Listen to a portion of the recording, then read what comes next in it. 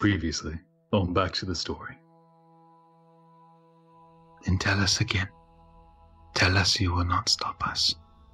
We will not stop you in your mission to take down the tree. And what about the Sun King? Will you stand aside for that? Amsen will nod once and say, "We will stand aside." If you can sneak us close, we get as close as possible and ready. And when the horns sound, we wait a moment for those forces to split, and then we attack the tree. Okay. So you guys have moved back to Nymanet, made preparations, and coming to grips with everything that's happened. The anchors are mostly gone. The most recent anchor of war being brought down. You hear tales of mobs and warlords and martial law of holy knights. Civil unrest. In the sky you can now make out the large ring. The divine gate mostly broken. Like watching the rings around a planet. The anchor of death. The undead rise. Necromancy made it closer. Disease and pestilence spread. Wars, civil wars, assassin.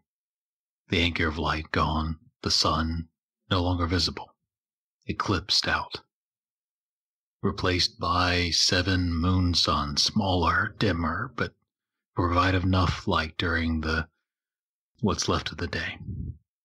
The fall of the Thronelands. Calvin. The anchor of nature, the regrowth, plants and trees, an entire forest fills the streets and the squares of Nymanet now. You can hardly see the roads and streets anymore.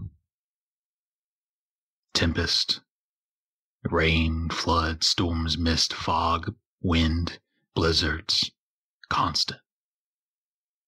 All that's left is the anchor of life, the Vivistry. You make your preparations and meet up with some of those that will be in the final conflict.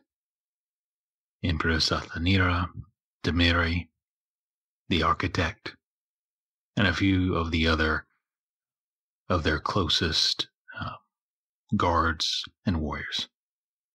They get in the sphere as your plan, and you begin to come closer.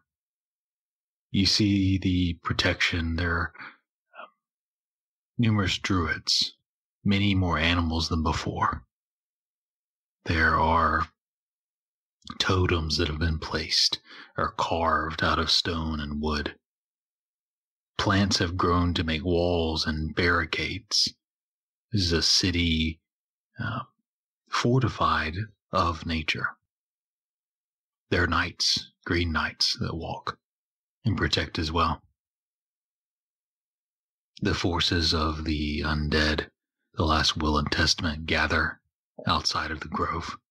The armies of Queen Isadella Wolfrath do as well on the other side. As you begin your path in, how do you move in? Who moves in? Well, we know Ellory's out. Mm-hmm. I think Vesper will go with her wings out, because I'm saintly and holy, and I look like I should be there. But I do think some of us should ride in the orb with the will, kind of partially to prove, hey, it's safe, and also to make it easier for us to get in. I think Felix should be out, partly for the sake of communication, but also partly because he promised to make sure that Ellory was under control and wasn't going to be taken over by the Harbinger. So if word of that whole situation has gotten around to the rest of the druids, it might be reassuring to see him with Ellory. It's fine. He'll try not to talk. He doesn't lie well. Lucian, is that you? Ball, Meli, Amsen. Are you guys in or out? Well, if there's 12 of the will in our orb, then I don't think any of us can be in there. Yeah, I think Ball will take the lead from the party, so if the orb is full, then I guess Ball walks with the party. I can turn a couple people invisible if need be. Ideally, while they were prepping the last couple days, we would have guarded this area a bit so it's not too surprising to see us around. It's not like we're showing up right before the battle happens. And that was kind of definitely. really what I was kind of getting at, is less of like of marching order and more of like, are y'all sneaking in, or are you walking, acting like this is normal? Are y'all flying above and I'm going to drop? Like what is your approach, and less of like a specific order, if that makes sense. I think we're acting like this is normal. I think I would suggest to the group, and see what everybody else thinks, saying that we heard that there's likely to be an attack and we want to be there to give our aid. I have an idea. Maybe we spread that rumor around, but like before we actually go and do it, maybe we all kind of file in at different times. So it kind of looks like that we're all kind of spreading out and scouting around the area kind of thing. And then we all get together at a predetermined time, and then that's when we do it. Okay. So you guys have been around the last few days. They know you're around, and that they know you're trying to warn them that there might be something going on. And you scatter and are kind of pulling back together closer and closer towards the interior. You do notice as you were making your way to the grove that beyond the protections you'd expect of druids and green knights and animals and plants, there are also forces that are not tied directly to nature. There are forces of Valisol, there are forces of Akashan, wyverns flying above, protecting this place. They are less interior and more of external force, but they're there. As you move closer and closer to the interior, there comes a point before you get to kind of the inner circle, the inner sanctum, where they are none allowed closer beyond actual druids of a certain rank, even to you. Do you all try to sneak closer? Do you try to convince them? What do you do? They trust you enough to get pretty close, but the actual interior, kind of inner sanctum right next to the tree, is highly protected. If I could suggest a plan, Felix does not want to be the one to do the talking about it, but maybe convince them that I have a magic item that will help protect, which I could theoretically, what do I got that might look like that? It'd be a stretch. But I have promise less you, diamonds I could give to you. I promise you, anything you want to tell them, I can convince them of it. If you want the blessed diamonds. Pinot, it has to be one of my infusions. Oh, right. That Pinot or something else should get right next to the tree, and that will help strengthen it. Either Pinot or a shield. Okay. Yeah, so I'll say something along the lines of, that Felix creates magical items, and he created something to specifically protect the tree, and we would like to place it there. And do one of y'all have to place it yourselves, or can they take it and bring it there? They can take it and bring it there.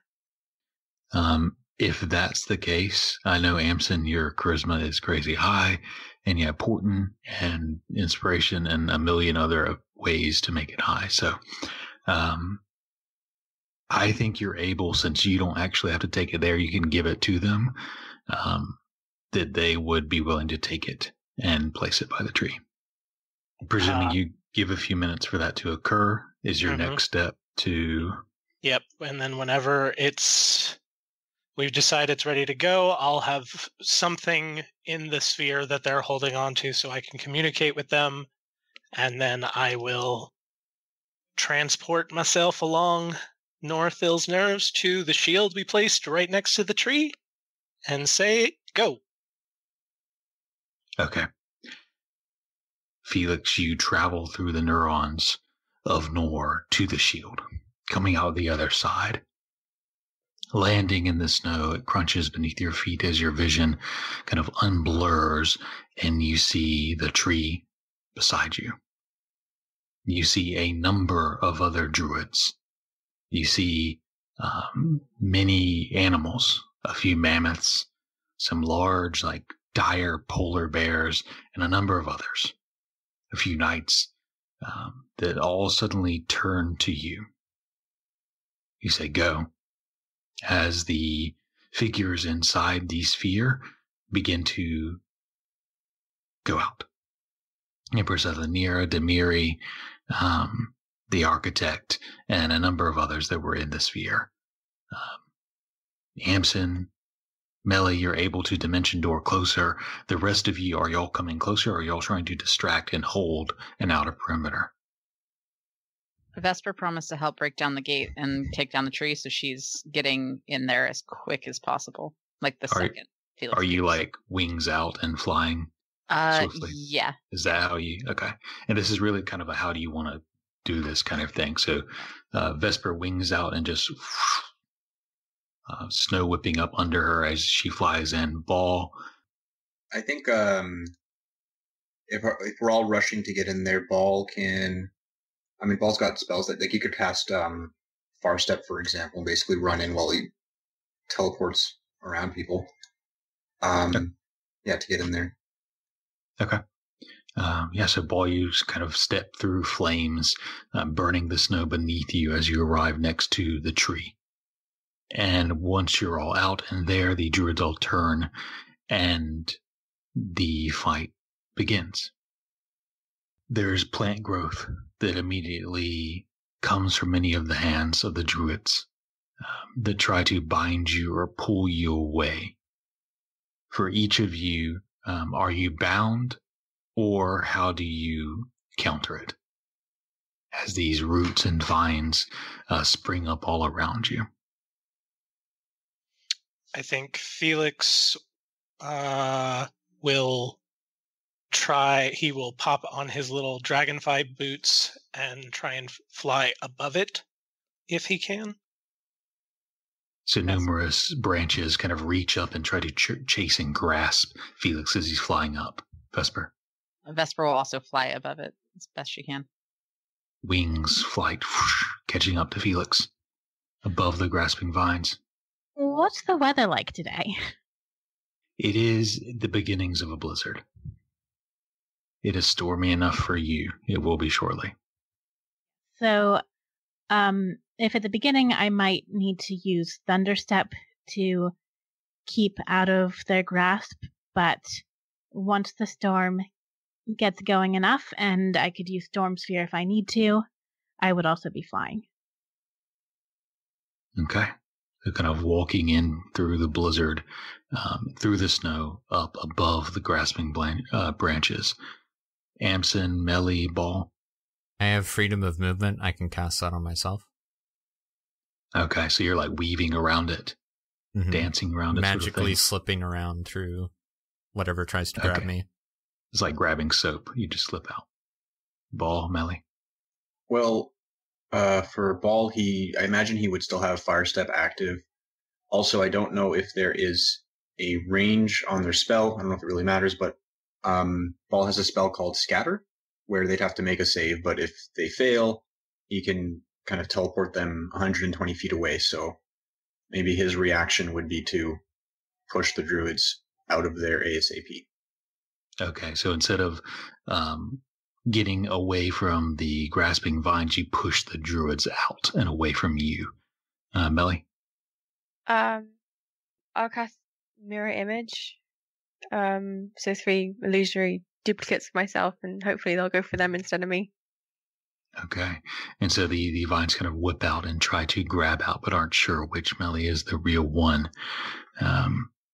As you see several of the druids beginning to conjure these orbs and beams of moonlight in their hand, calling down these large columns from the sky.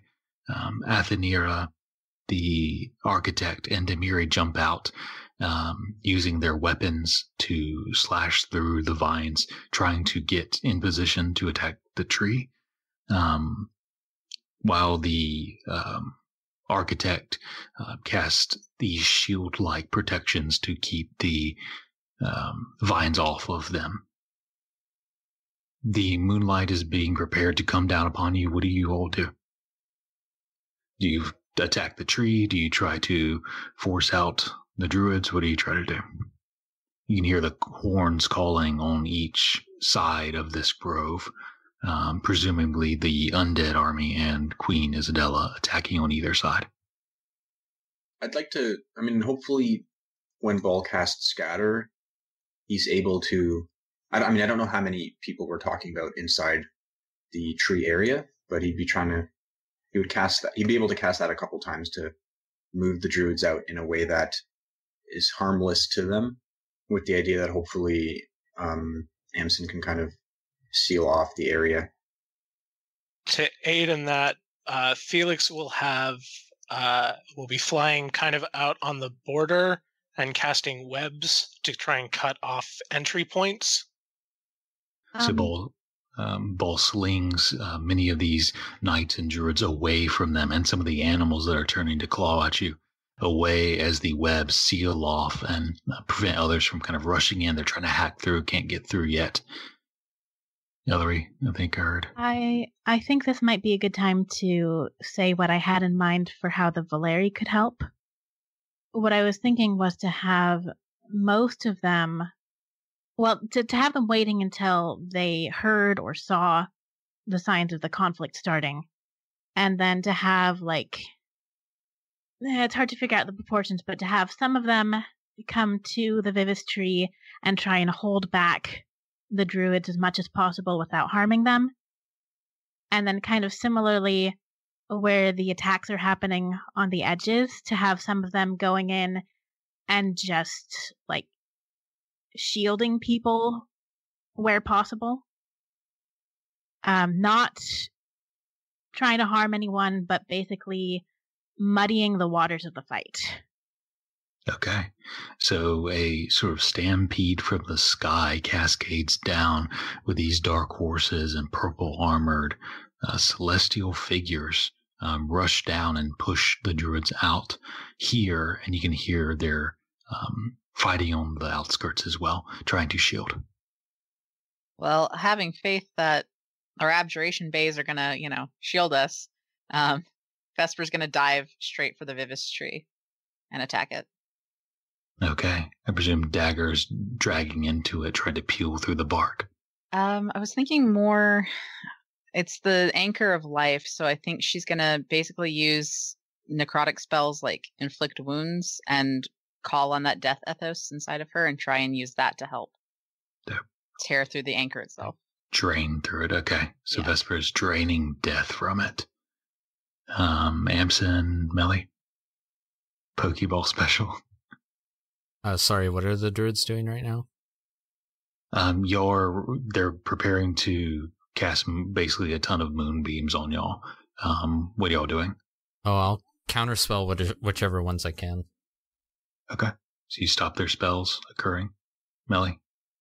I'll counterspell as well. Okay. That sounds like a good plan. You stop many of them from getting their powerful moonbeams off. A few of them are able to come through, burning upon you all, especially the ones focused on the tree, but it's not as bad as it would have been. Many of the druids wild shape into these massive bears and mammoths and wolves as the animals kind of cascade in, and Demiri and Athenira and Vesper begin to hack into the tree. It is a large tree, and it seems almost with each strike, regrow some. It's still slowly being whittled away, but for every strike it takes, it heals up half of it, it seems. It seems like it might take longer than you'd hope. as the kind of green knights turn and begin to try to cut through the webs and begin surrounding and pushing back inward around you all. So there's a flurry now of animals and knights charging towards you all. Of surrounding, trying to pummel, claw, grab, as Demiri and Athenira continue to slice at the tree, trying to cut to the core as quickly as they can with their weapons. Do you guys continue to try to hold them back? What do you guys do, as it seems like the forces are surrounding and are numerous enough that they're going to be pushing in here in the next moment? Have me and Amsen done our wall of forces yet? No. I was just going to say that I'm going to throw up a wall of force on my side. I'll do my side as well. Okay. So with this, a wall of force on each side, there's a sudden clang as a army of beast and green knights slam into it, crashing into each other as they try to skid to a halt. There's hesitation before they begin to try to claw at the wall, making no headway. There's a few that were left inside and some druids that are trying to fight back.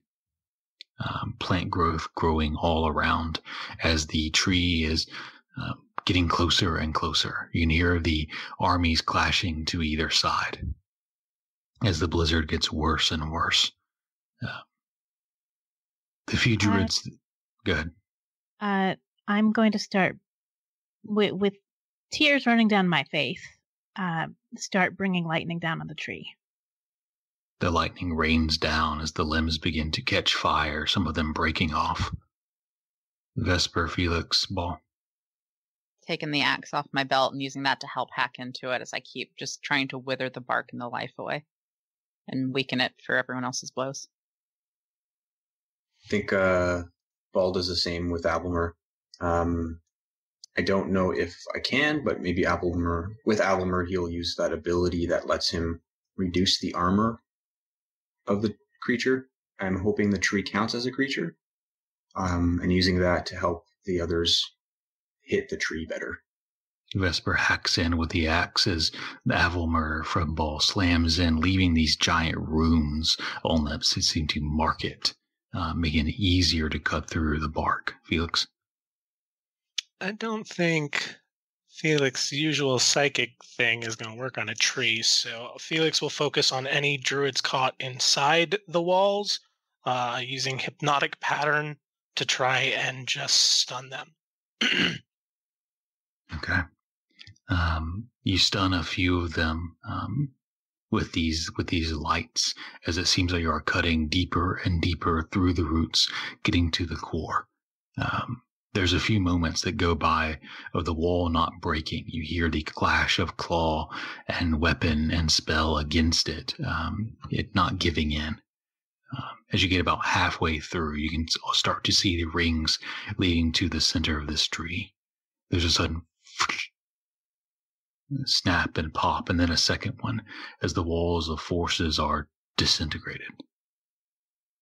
There is a sudden burst of plant growth from 3 old druids walking up. You don't recognize the center one, but the one to the right is Mother Willow. The vines and roots wrap around you all, binding you, preventing you from moving, from reacting. The green knights draw their blades. The animals crowd in, surrounding, dragging, pulling Athenir away from the tree. Demiri, even as he slashes around wildly. Roots and vines being controlled by these druids form into sharp spears almost, and grow to where they're facing your throats, your hearts, your guts. The vines wrapping you grow thorns suddenly and begin to squeeze as some of you reach out towards the tree. You can see Willow looking at you all, both distraught and equal parts angry. There are yells all around, cries of bloodlust and of fear. as the armies on either side close in. As some of the even Celestials, the Villari, are cut down as well. There's a silhouette that flows over the ground, cast by one of the sun moons. The snow begins to, in a moment, change from a heavy flurry to, or heavy blizzard to a very light, subtle, calm crystal. Whatever moisture in the air hanging there for a moment. The silhouette is of wings, great, expanding from either side as they fly overhead. Wings of an eagle. The creature, like a spirit of the totem, spirit of nature, lands in the snow. Flying, lifting, leaving trails of snow behind it as it moves closer towards the tree, past Mother Willow, with eyes of pearlescent green. There is a sigh of wind, an accepting anguish. The leaves of the vivis tree, green and vibrant, turn to light green, then yellow, then orange, then red, then brown. They crumple and fall onto the snow. As the last leaf hangs on the tree and breaks loose, all the other trees for miles in every direction you can see do the same. Their leaves, even those of the evergreens, change colors, wither, and fall. The vines binding you loosen. Nature quiets. There's a cracking, a creaking from the severed and torn vivis tree as flowers begin to sprout from its break, and a branch grows out from it with an acorn, a seed of life. The eagle totem, pearlescent green eyes, flies towards the acorn, takes the branch in its talons and lifts, flying high above this field, suddenly quieted. There's a snapping of the sky as nature, as the spirits, as a Sima, as the vivis tree accepts what must come to pass, just as seasons change. There's a loud as the rest of the tree cracks loose and falls. Where the tree trunk is severed and every branch cracks, flowers sprout. Beautiful, stark, and white, and mourning. The anchor of life broken. You, Athenira, Demiri, the architect, the druids, the animals, the plants, the forest, the world, stands in quiet as you feel the land pulling from beneath you. The grass and the trees and the stone all being whipped away. As this land separates, surrounding the stump, being pulled into the sky. Winds usher off some of the druids and the animals, the architect, and leaves on it Amsen, Vesper, and Meli, and Ball, Ellory, Athenira, Demiri. As it rises, another figure pulls its hands loose out of the snow, stark and white and cold and elongated, like a skeleton wearing silk gloves. A woman with a face of mourning and scarred, hair covering her, black star. You hear the sounds of gauntlets on stone as you see another figure pulling herself up on the edge, climbing, making the leap as this piece of land ascends, Queen Isabella. There's a ch in the snow as a briefcase is placed down, and hands wiping the gloves clean as Mr. Walker approaches. And one druid remains, pulling her cloak hood back to see a Vumeri, similar to the elves, but something different, something older, a prototype that came before them. Never seen. The stone slab elevates you all, shifting to a vision similar to what Felix saw before, a ruined stone, what's left of a palace or temple in the stars, a stump, above which from the crack in the vivis tree floats a dark marble, slowly spinning, circling, expanding, the beginning of the next Annulus. Blackstar and Narasine stand apart, their visions rippling and mirroring, their forms after images of each other, as a weight like gravity pulls them together in the snow around them. They grip to trees and stones, trying to resist, to hold back, but eventually they're pulled forth to merge. A druid of stars and a goddess of death, hair black like tendrils of dark wind, hands shining like crimson stars around the Annulus as she moves in, jagged growths from her shoulders, crown, and her druid stave. Blackstar Narasine. The ancient creature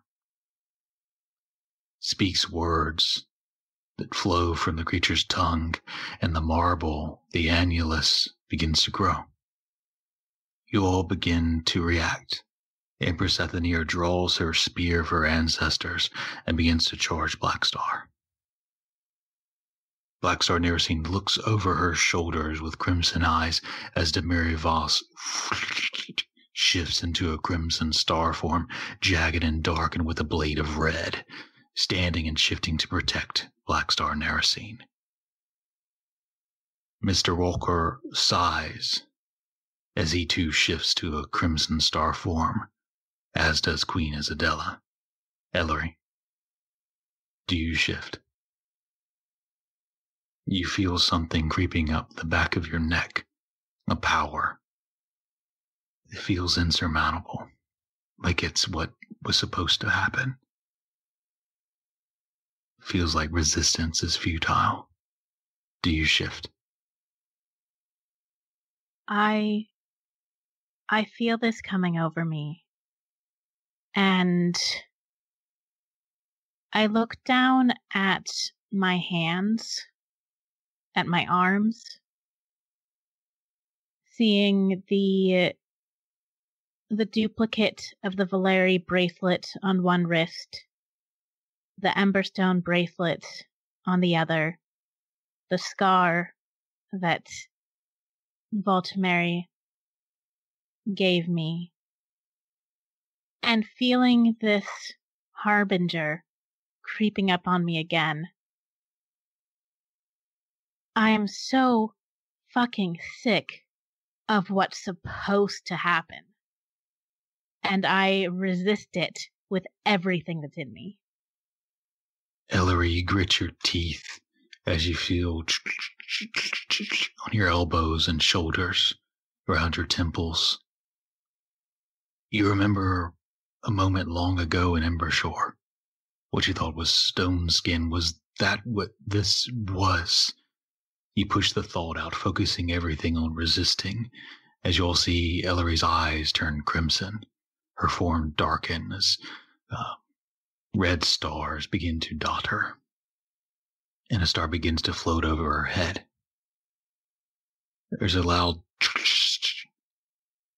of lightning from her palm that doesn't strike outward but runs up her arm and around her eyes and her shoulders and her chest and her legs, and the jagged pieces shatter to dust as Ellory resists the transformation. How do you all react? Athenira draws her weapons with you all. The rest turn to Crimson to protect.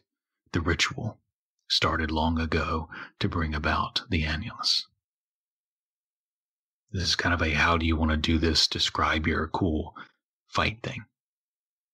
I think to start off, Amsen will do the thing that he's done best for all of these years, and he'll throw up a beacon of hope and just start singing about all of the heroic deeds that we've done and all the things that we fought for and all the people that we saved.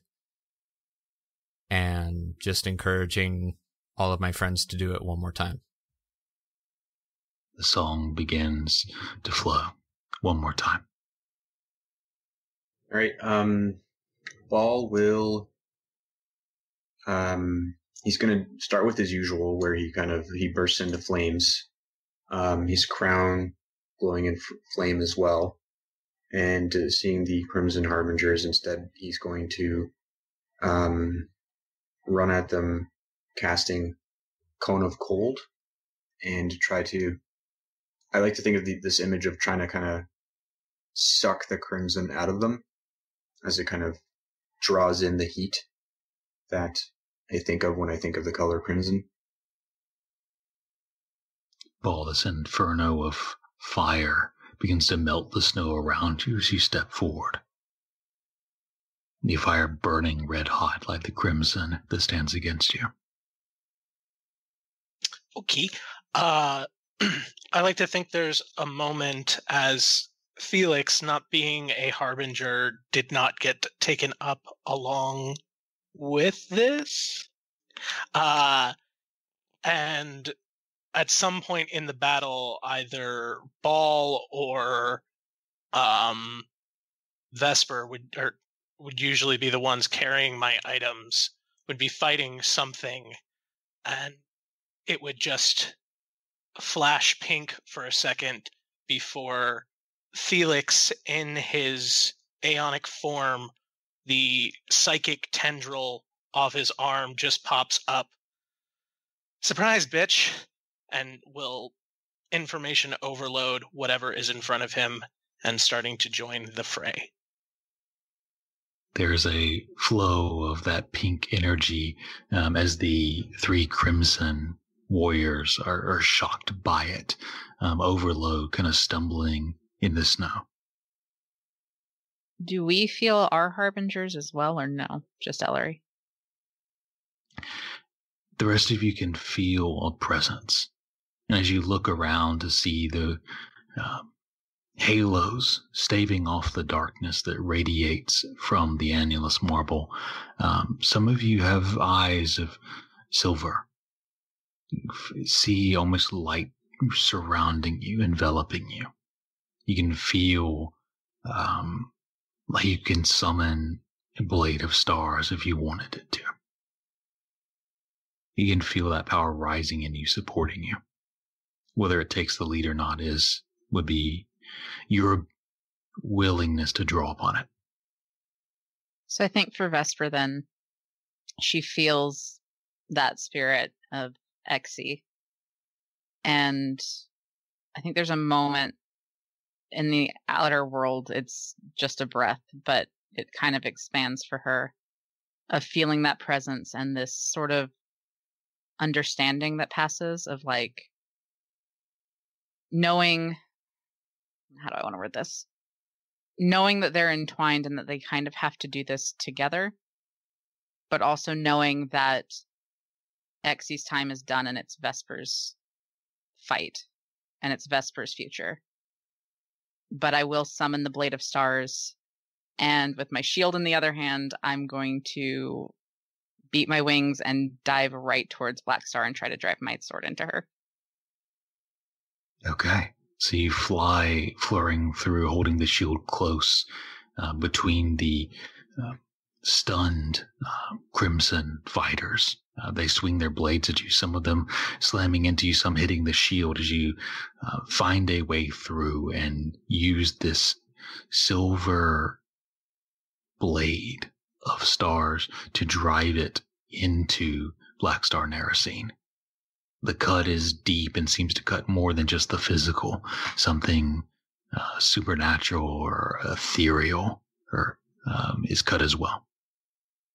So I think it has taken Ellory a moment to kind of gather herself again and to ground herself again. And she sees her friends beginning to engage in this fight with Blackstar, Narasine, and the Harbingers. And she just growls in frustration and calls down chain lightning on her enemies to strike it at Narasine first, and then at the Harbinger supporting her.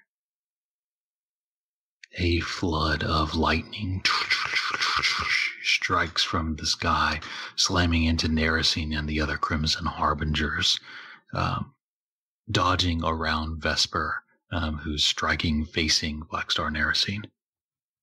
Amsen, Meli. Are the Harbingers humanoid? They're humanoid in shape, sure. Which one looks the closest to death? None of them. They look pretty tough right now. Then I'll pick one and cast Disintegrate instead. Do you know which one? You would have been able to remember which one was which. There was Demiri, Queen Athenira, and Mr. Walker.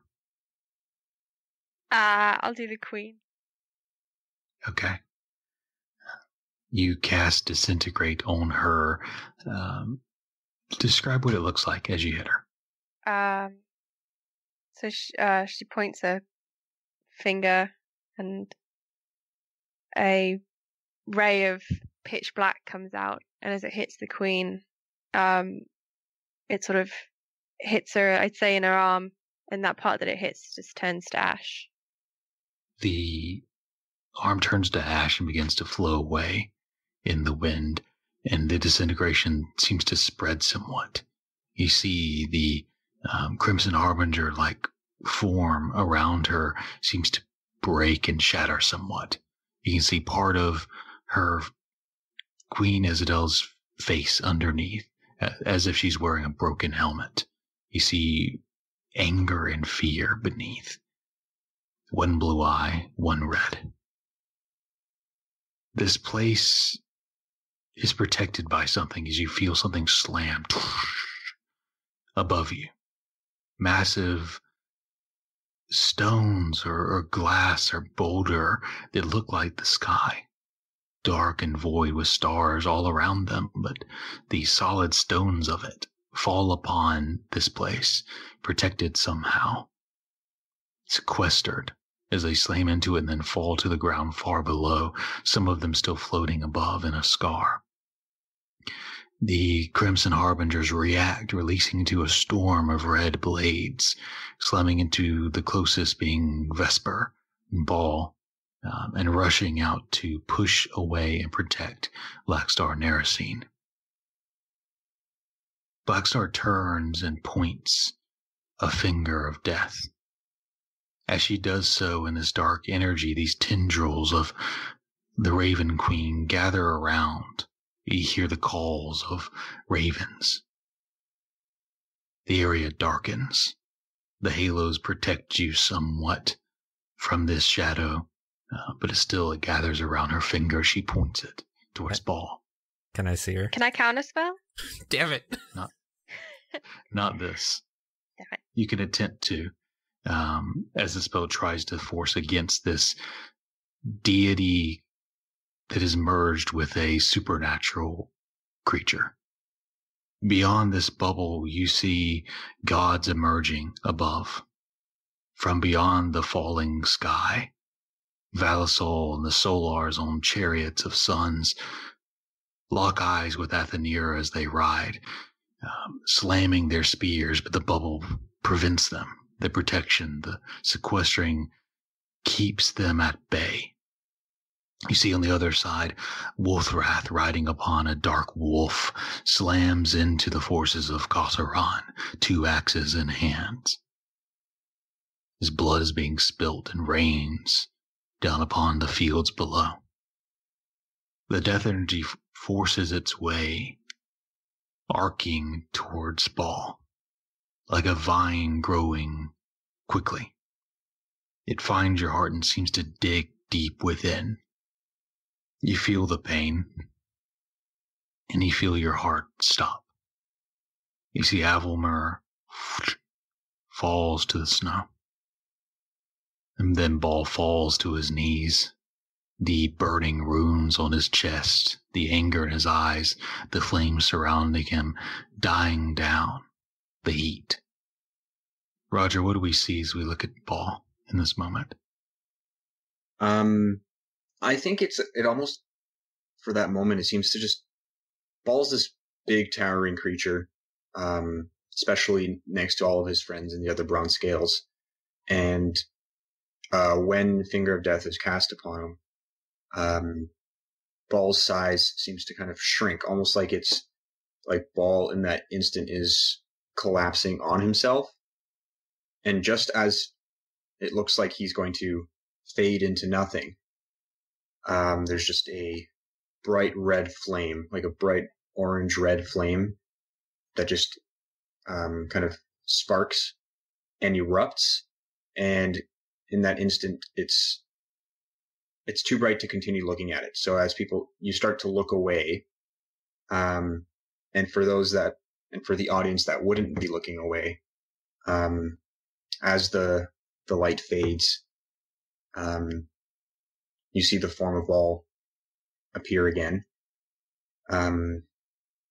His like skin and body has like a thick layer of soot, but he's still breathing.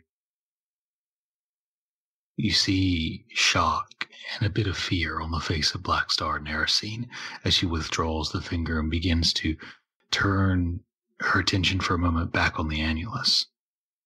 You see her hair begins to stand on end as you see a vision you've all seen, some of you have seen before. This dark star, but this time many of them, stars, kind of forming in the sky above. This meteor swarm of black stars being conjured to fall from the sky, but they haven't fallen yet. Ravens are swarming now all around Narasine, trying to protect her from Vesper and the strikes of the bronze scales. You see below demons and devils emerging from far below, swarming from the steaming and flaming cracks breaking open in the ground. You see others, many souls being raptured upward, pulled into the heavens, as you see figures zipping by on griffins and streams of champagne light. A small girl, for a moment, looking in and smiling, before zipping off to pull more into this heaven. A wave of celestial dragons in Akashan fly from above, clashing down upon the mountains below, with the Jotun being led by Tyrus, fighting and leaping amongst the mountain peaks. Queen Isadella Wolfrath fights on for another few moments, the disintegration slowly spreading from her arm to her chest to her leg, falling down in the snow, swinging the blade, until she can't swing it anymore, as it turns to ash and dust, her body releasing, dust to dust and ash to ash. What do you all do now? As you see the swarm of black star meteors forming above you, the annulus growing from a marble to a golf ball to a baseball to a small volleyball size almost, growing further and further, the next annulus getting closer and closer. What do you do? Felix is going to run to the one that used to be Mr. Walker, and he's going to look at him. You helped us. You don't want this. Fight it. and he will use his information overload and try and overload his mind with the memory he walked into of that very normal house and happy family. As you overload his mind, there's that moment that occurs where very briefly you're connected with them and they are connected with you. And you and this Crimson Harbinger form of Mr. Walker are standing beside each other as you watch the normal humanoid version of Mr. Walker walk down the road towards this house with a mother in a rocking chair, kids playing in the field. There's a crack as this crimson energy leaks from the crack in the armor on the Harbinger. The memory fades in just a moment, and you're back in the reality as you see this Crimson Harbinger slam their blade of stars, red and violent, into the ground. Their void form shatters. The black armor dotted with red stars flies in all directions, revealing a man, a very tired man, with black eyes, in a suit standing before you, who turns, shifting his feet to stand beside you to face Blackstar Narasine. The Blackstar swarm is forming above. What do you do? How bad does she look after I stabbed her? She's not bleeding, but something, an energy is leaking from her. Is it Death Ethos? Can I steal some of that? If you want to do, yeah, if you want to. I mean, I don't want that to be my whole action. I'd like to try and double down on ending her. But I could maybe flavor it as taking some of that. However you want the story to be. Yeah, so I think Vesper will step up again, and I think maybe the essence leaking starts to wrap around her ankles and form along with her the mist that usually surrounds her when she's feeling any strong emotion, the smoke.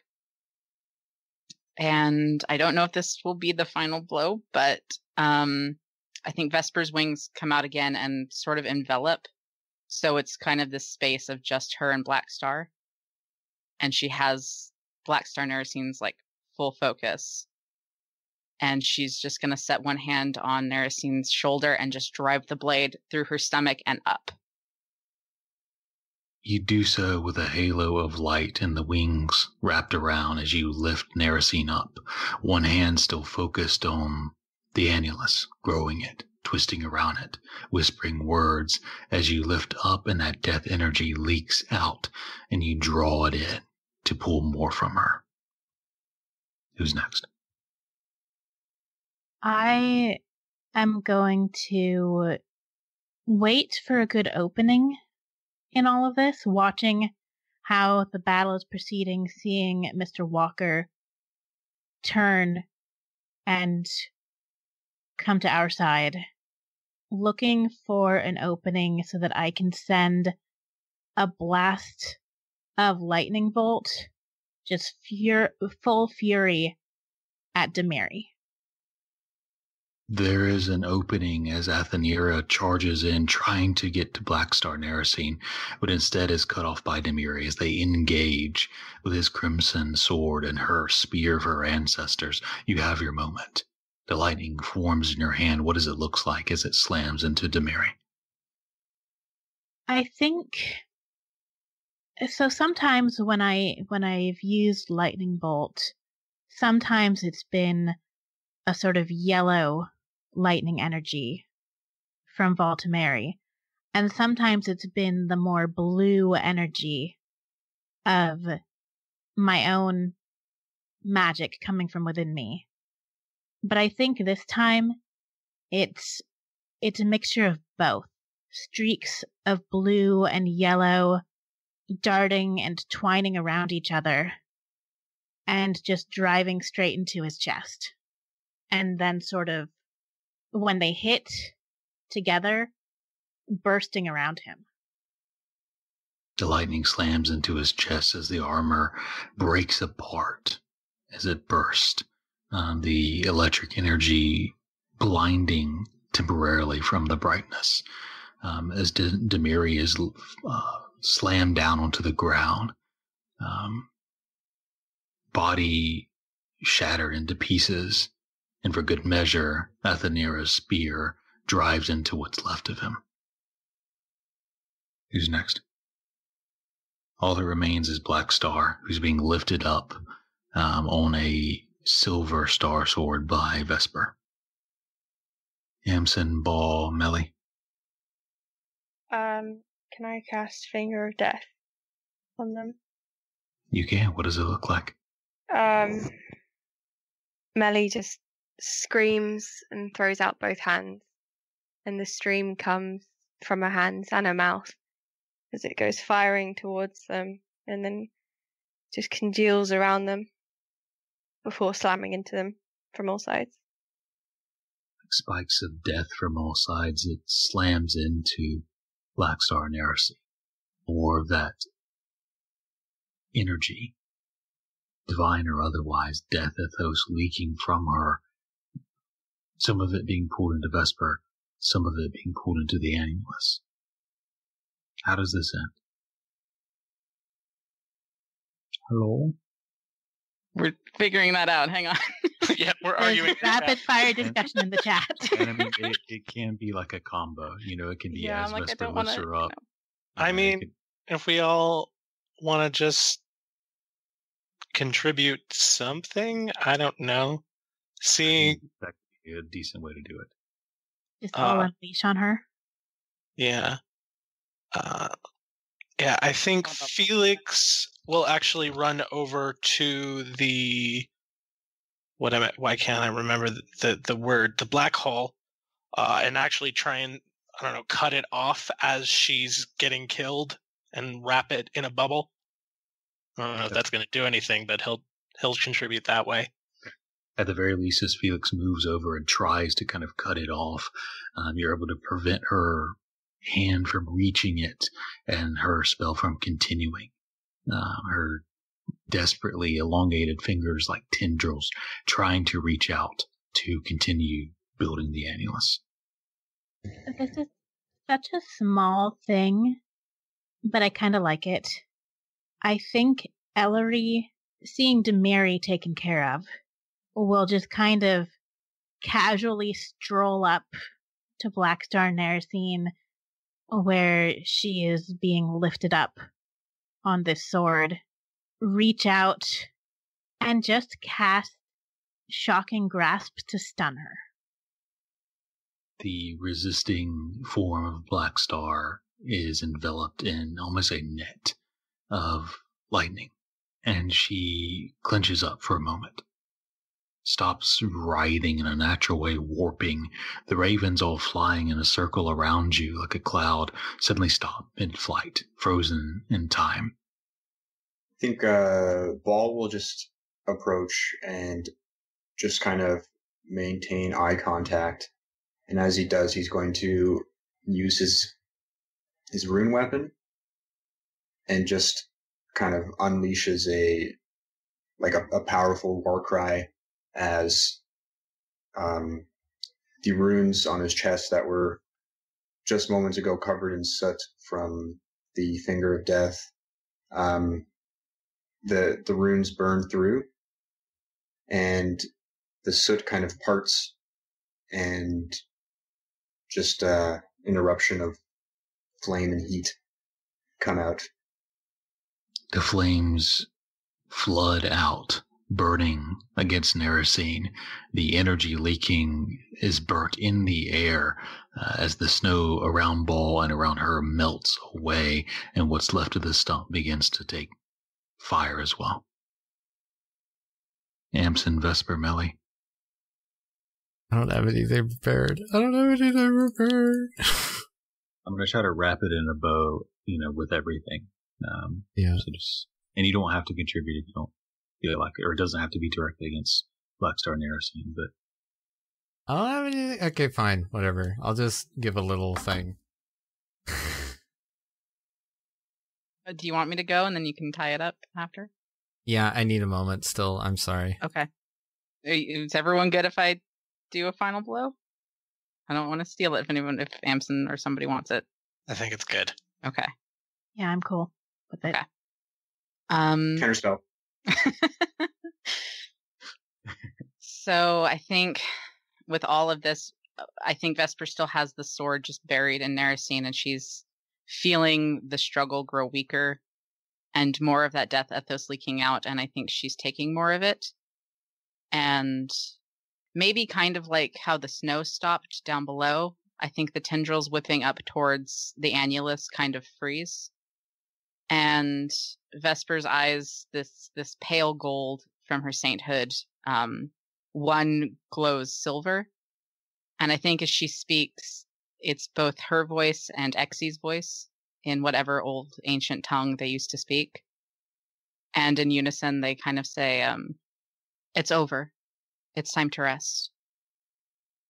And she will just drive the blade up more and take that energy, and basically with parts of silver stars kind of forming at different places on her, this weird patchwork of both Vesper and this Harbinger, will move the hand from the shoulder to the back of Narasine's head and sort of lower her and lay her on the ground and lay her out as she dies. Amsen, do you have anything, or is that the... Amsen will say, as Vesper is in this harmonic state between Exie and Vesper and landing the final killing strike to her, Amsen will be inspiring her by singing, "With your love, the light, the heat, with your love, I am complete with your love, to see the doorway, your love, out of this battle, your love, the resolution, your love, of all the fruitless wounds, and oh, I see the light and the peace. Oh, they really make me so complete. I'll always want the light, the peace I feel with your love." This moment seems to move so slowly and hang as we see Athenira seeing the bronze scales unite around Blackstar Narasine. To end this, looking out, she sees the divine gate crash, the divine ethos and energy denied to her people released. She eyes towards Valisol. Amsen begins to sing, a sound that drowns out the destruction below and around of gods clashing, celestials warring, conquest burning.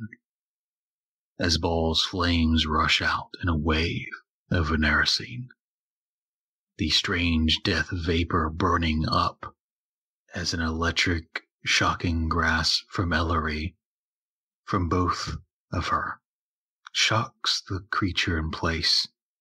A finger of death from Meli warps around as the tendrils strike in, as Felix separates the creature from the annulus, slowing its growth.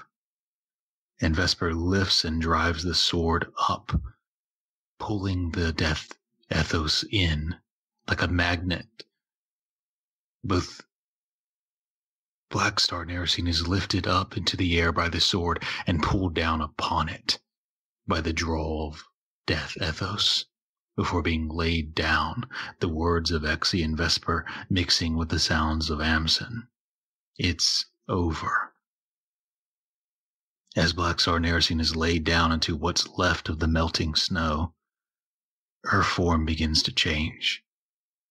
That star form growing over her, but not jagged nor smooth, dotted with both crimson and silver stars. They grow brighter and brighter and brighter before they shatter. The light is bright and blinding for a moment. And as your eyes adjust, she's no longer there. The dark marble that's grown much larger, the annulus, is no longer spinning in place, but frozen in time. The outside of the bubble you can no longer see properly. It seems to be a forest, but all around you, you look down and see mountains and hills. You see up and you see the same. Forest in all directions and all dimensions. And from the forest figures come. The inevitable death, wearing a medallion of bones and dragging chains. The two-faced deceit with her hood and dagger. A king of righteousness and light with a crown and scepter. A robed simple figure of balance and nature with a cape and a staff. A wild figure of passion and tempest with a gauntlet and horn. A warrior of courage and honor and valor with a helm and sword. A smaller figure of aptitude and knowledge, wearing a ring and holding a lantern. And a figure of selflessness, of life with a shield and a ball. The ancients crowd around you all. The bronze scales, Athenera, Mr. Walker. As you see the annulus grow, until it takes up almost the entirety of your vision. And then it reverses. You stand in this place as time seems to reverse the creation of this annulus, and the one before it, and the one before that, and the one before that. The same cycle over and over again, always a final conflict. Always a final few standing against one. They may be different figures or people, places from cycles long ago, but they repeat. And finally, after many cycles reversing in time over and over again, you see the ancients as people, not quite humans, but people all the same. Far less eternal and supernatural than their ancient forms, but mortals. They gather around a tree, the same relics in their hands, in a time long before, in a strange garden of Eden. The roots of the tree stretch far into the ground, old as time. The trunk reaches up high into the sky, glorious. The noble boughs, branches, and leaves spreading and stretching as far as their bonds allow them, honorable. The honor tree, where the oaths were carved in its bark. The perspective zooms in on a hollow at the base of the tree, housing a spinning and growing marble. These mortal ancients freeze in place around it, as the eternal ancients. They're gilded and figures of light, perfect representations of their virtue and their aspects. Of balance and righteousness, passion, courage, aptitude, selflessness, inevitable, deceit, righteousness.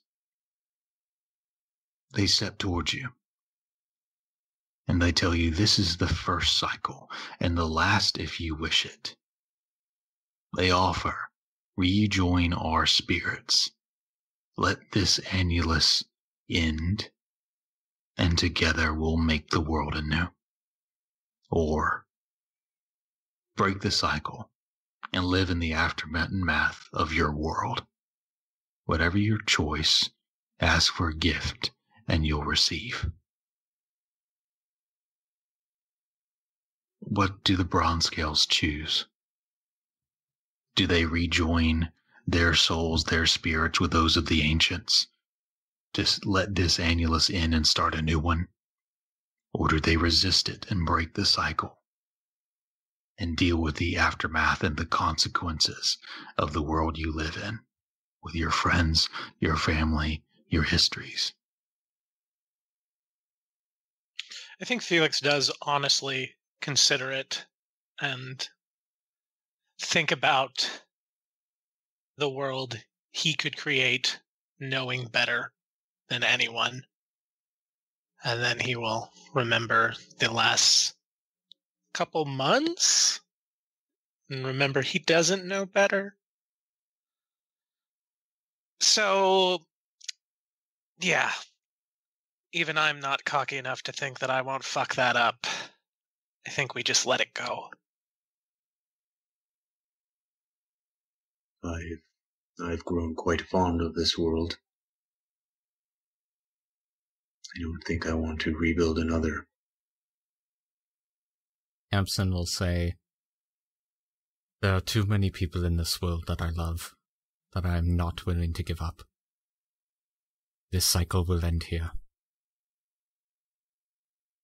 Ellory looks a little bit conflicted, maybe tempted like Felix by the idea of doing things better, making things better.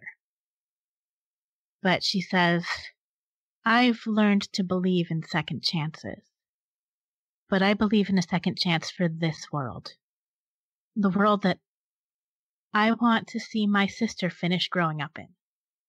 She deserves this world. She deserves her life." Meli is going to say, "I haven't finished my research project, and I don't want to start a new world because then I have to write all those notes out again, and that's quite a lot of notes. So I'm good." And Vesper will, covered in whatever sort of remnants there are of what we just went through, and her own blood, will kind of smile. This was always about breaking cycles and facing whatever comes tomorrow and making our world better. Like I said, it's over now. And I would like to see home one more time. And I must see this through. As Mr. Walker and Athanira speak their piece and the choice is made, and instead of rejoining the spirits of the ancients step away, and time speeds forward again through all the cycles over and over again, repeating itself, until you see Northill again, Nymunet, Embershore, the Ainel Forest, Severwind, the sea, Port Catru, the mountains, and the Vivistry coming down again, and you're back in this conflict. Blackstar Narasine laid down once more. It's over. It's over. It's over. The divine gate is destroyed as you seem to fall from the sky.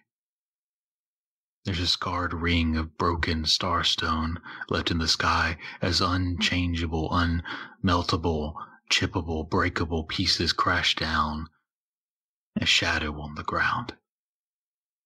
The gods are released, heaven and hell unleashed to fight each other. The gods clash, elements slam against each other, fire, water, air, earth.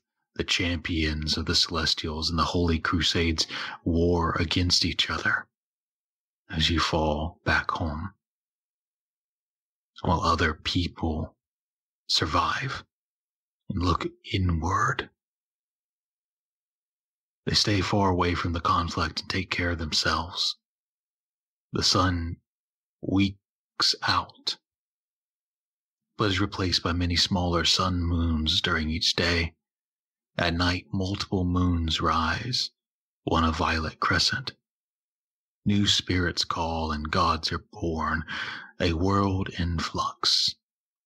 As you return to Embershore, falling like snowflakes from the sky. You see where the sand from Diaether was poured around the city, that shaped itself into a small ditch of perfectly crafted sandstone, a strange champagne water flowing around the city, protecting it. The city stays secluded. It takes in refugees as it can, as you return home again to Embershore, the city on the edge of a world on fire, but not all of it. It takes time to adjust, to protect the city, to pull and save people, to bring them in. You reunite with your families and your friends.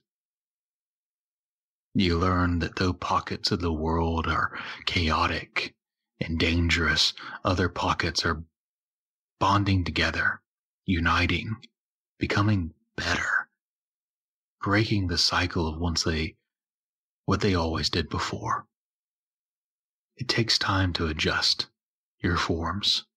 You feel something missing, an energy released from you.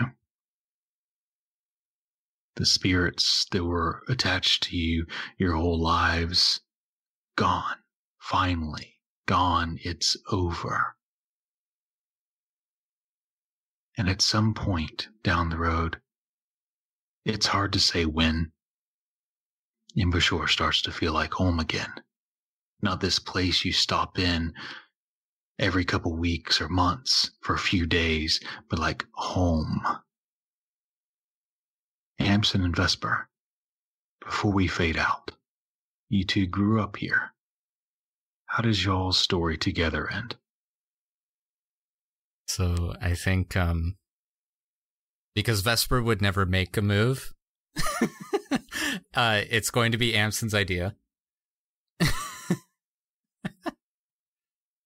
So I think after a long time of getting used to all the changes in the world, and when it doesn't feel like our lives are upside down every second of the day, Amsen will ask Vesper if she would like to go out to probably one of the hills just outside of Embershore one night. And of course she will go with. And I think he takes Vesper out to this hill by the hand. And it'll be a night where maybe like it's a new moon or something like that, so the stars are super, super bright that night. And he'll cast minor illusion and start playing a little song. And he will hold her hand in front of him, bow slightly. May I have this dance? And everyone after. And Amsen will lead Vesper in a dance. And the music... At some point... No, go ahead. If I may. I think getting a little annoyed at stepping on Amsen's feet, Vesper will pull out her wings and kind of hover them both a little bit above the ground. And I think it'll be like a waltz or something like that. And as it starts to build a little bit and build a little bit more, and build a little bit more, they'll continue dancing and it'll come to a great big crescendo. And then it'll stop and Amsen will drop to a knee. And then he'll look up at Vesper. And he'll say, Miss Fidelis. Miss Fidelis, there we go. Would you be so kind as to marry me? Vesper is sort of taken aback for a moment. Of course. Yes, absolutely, of course. And she'll bend down and just kiss him. And he'll hold the kiss, standing up during it. And he'll hold her. And he'll cast a little minor illusion again and softly play some music. I'm gonna have to wear white, aren't I? You can wear whatever you want. I love you. I love you too. The night was beautiful. You don't know if it was just your emotions getting to you, but you don't remember them ever being brighter than the moon, or beautiful and violet. Even the scar in the sky of where the Divine Gate was has a certain beauty to it. Shimmers and twinkles like gemstones, hung on black velvet for you, for Vesper. There's a wedding. A beautiful one, with friends and family around. Drinks, a feast. And things settle down. There's still parts of the world you hear where conflict is happening. Strange noises every now and then, storms or earthquakes. Strange lights in the sky in the distance. But word travels much slowly now. World more disconnected, Embershore more to itself as we begin to fade out the story. I had these in a loose order, but it's really up to y'all what order y'all want to put this in for your fade outs. I think it feels right for Felix to go first. Last to arrive, first to leave. Felix doesn't stick around Embershore very long after the battle. He'll make sure everything's settled and depart before the morning. Though Ellory would find on the counter of the copper sale a familiar dagger with a note, "If you need anything, desperately." But he sets out to make good on his promise to Northill and see the world, trusting that after all of this, he can take care of himself.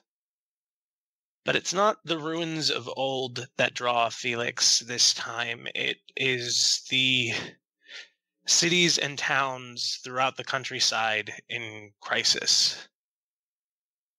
He travels to everyone he can, meticulously recording everything he can about them, building an encyclopedia of the world of Northill as it was before.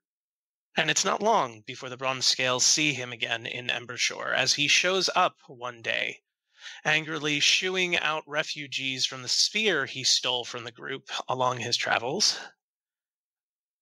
as something he would do often over the many, many years of his long life. And that's it. Who's next? I can go next. Although I believe my fade out kind of relies on you, Klouse. Unless you want me to describe what little I know of it. Set me up where you are when it happens, and then I'll jump in. Okay. I think probably definitely after the wedding at some point, and Amsen and Vesper and many of us have settled into Embershore for a while. Amsen probably on a very nondescript day, on a very plain time that he definitely wasn't expecting, he gets a visitor. And a visitor that it was a Tuesday. It was a random Tuesday. And he gets a visitor that he hasn't seen in a very long time. Probably at that point. And one that he wasn't expecting. The figure smiles. Seems happier now. Everyone does, since everything came to a close. Everyone came home. The figure wears robes of good make, but simple enough.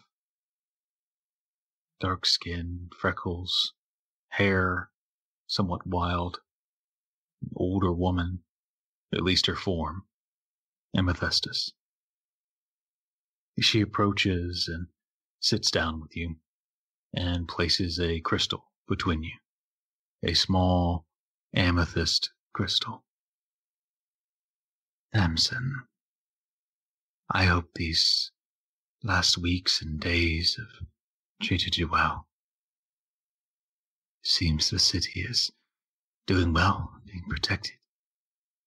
And a great threat was put to rest, in big part by you and your friends. I have been associated with an organization for some time now.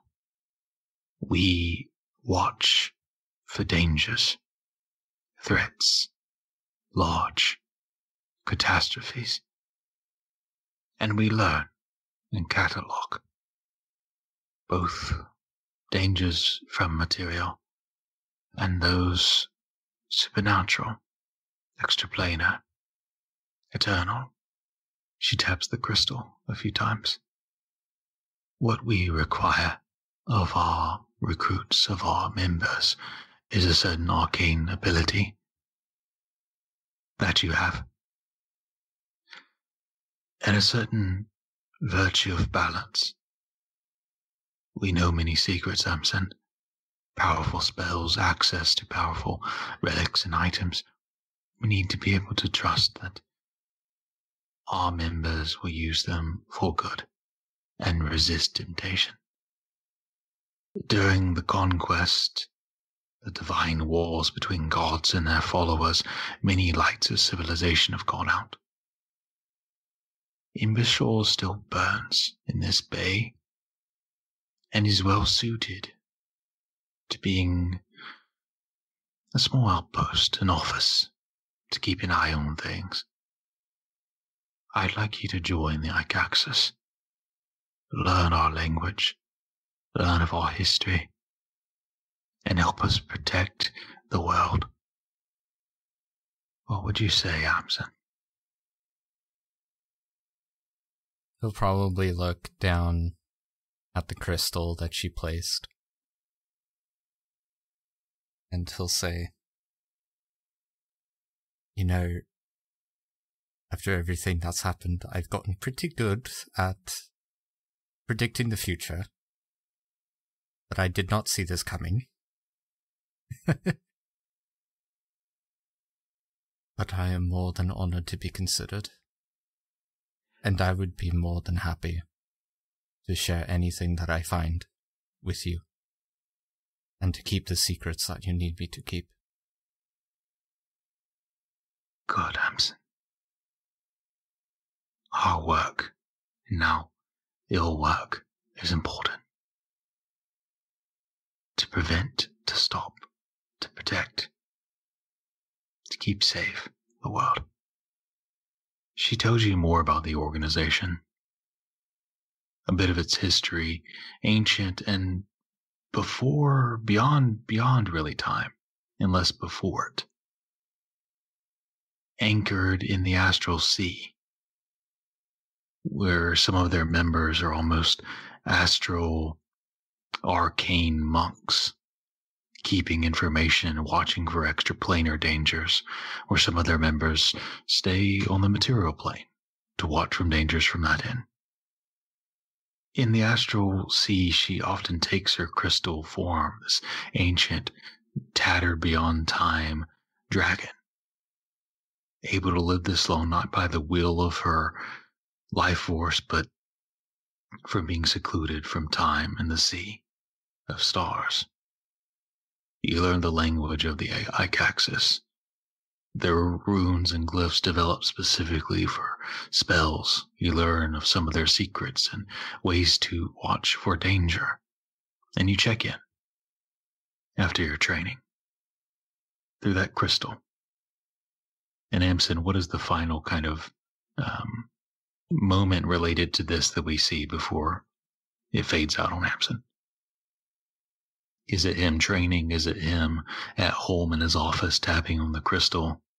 Is it him divine portaling each morning, looking out for dangers to come?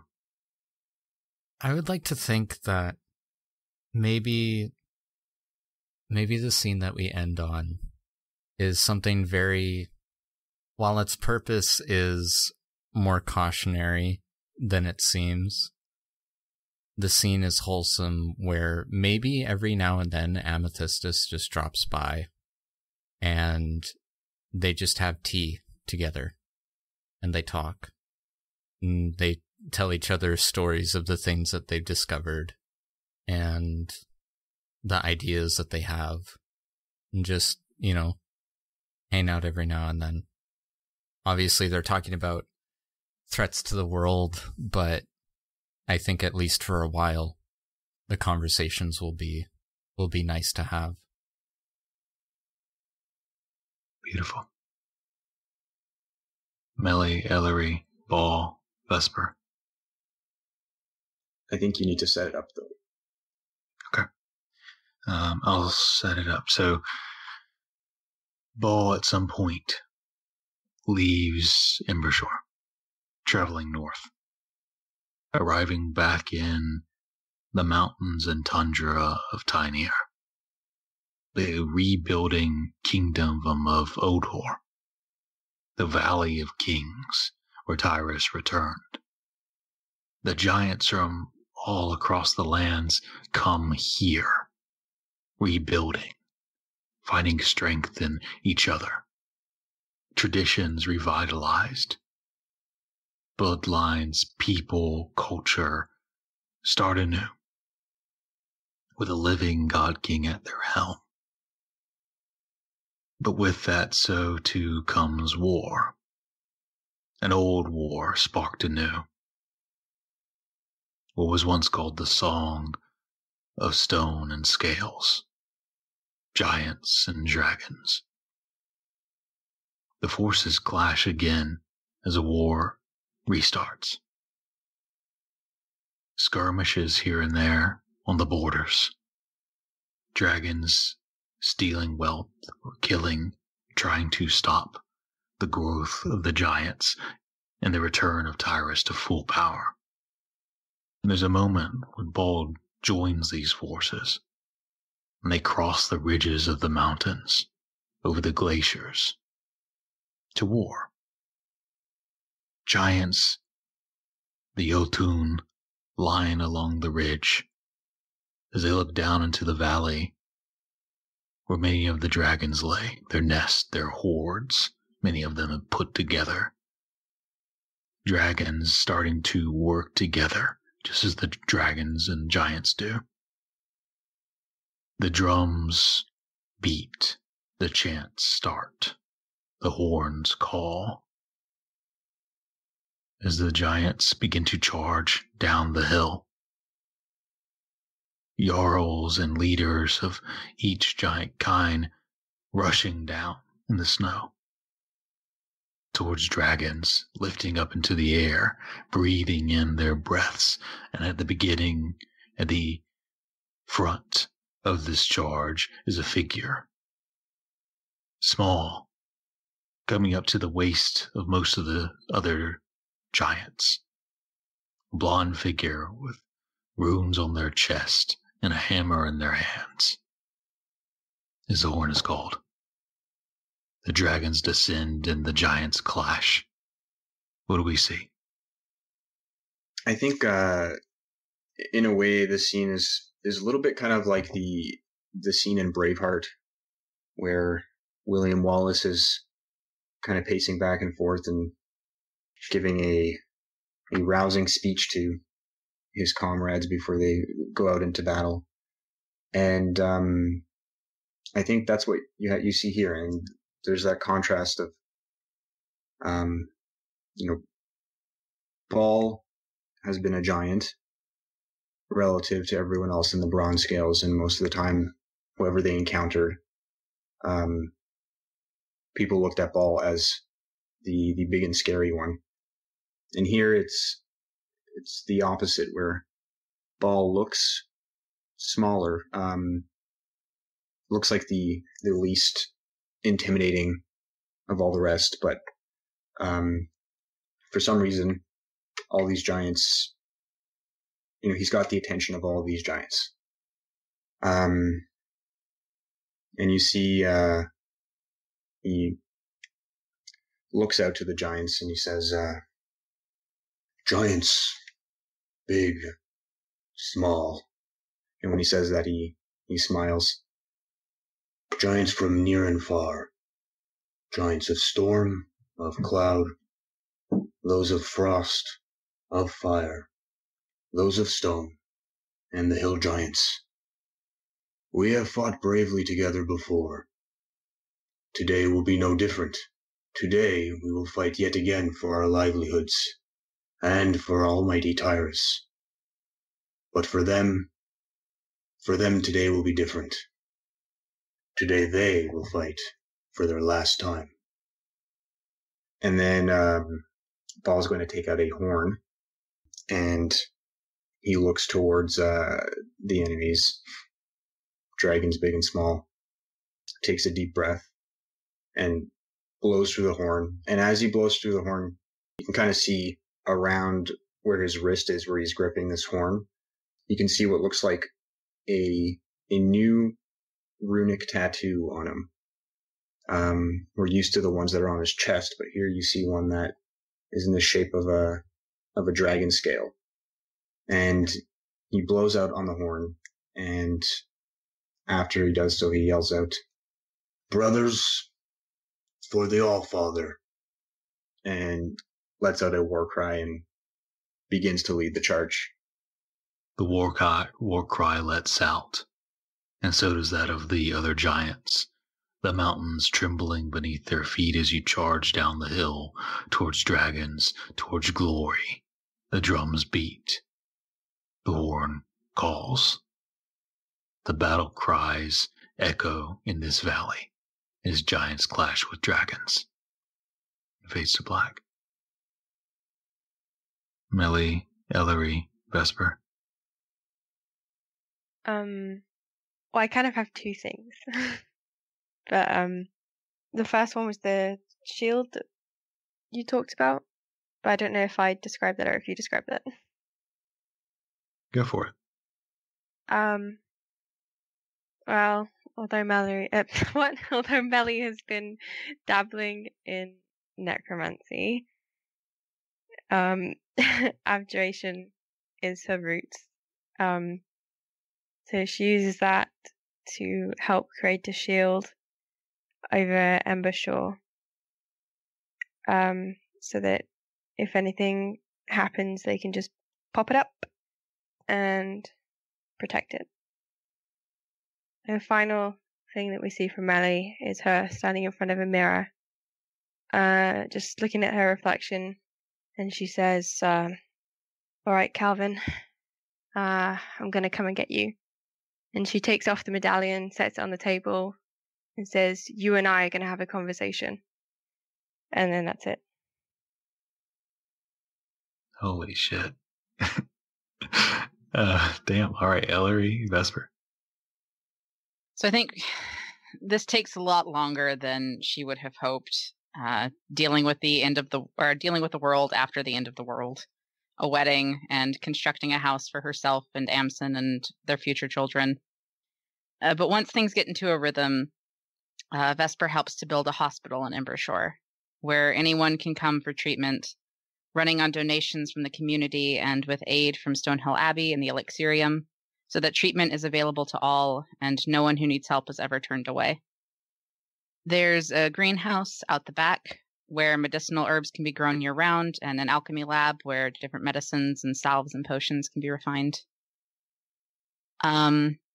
But the last we see of Vesper is kind of her climbing off of a ladder after helping Varys hang the sign above the door, with Lysander supervising and probably critiquing them every step of the way. The sign on it has the symbol of Aiain, the lion's head wreathed in wings, and then beneath it, the symbol of a dagger with two serpents curled around it to resemble the symbol of a caduceus. Vesper knows that Amsen will tell their story, and that even in this ruined world, his words will eventually spread far and wide, and that with her canonization, theologians as well as historians will be writing about her and the other scales for centuries to come. But this, Saint Vespers, is where she's chosen to write her name in history. It's not as grand or glorious as saving a goddess or ending another, but it's just as necessary as refugees come seeking a home. And as she stands with her family and looks up proudly at this piece of her legacy, Saint Vesper Fidelis, the redeemed, finally carries no self-doubt and no burden, only hope for the future. It's up to Ellory's fade out, and then we'll do the group, and that's it. Okay. Well, Ellory, I think she takes some time to settle back in Embershore. She spends time with her family, with Mogther and Shurza. She also spends a fair amount of time working. For one thing, there's a whole bunch of basically immortal babies who need to learn about the world. So she spends some of her time helping the Valeri adjust to the outside world. And she spent a lot of time helping the refugees who come into Embershore, especially the orphans. But after a while, she starts to get restless again. And she still has things that she hasn't finished. So I think we see Ellory standing on a cliff. The same cliff that Calvin once took the bronze scales to see the sunset. And where Calvin made a promise to the group and asked for a promise in return to protect each other.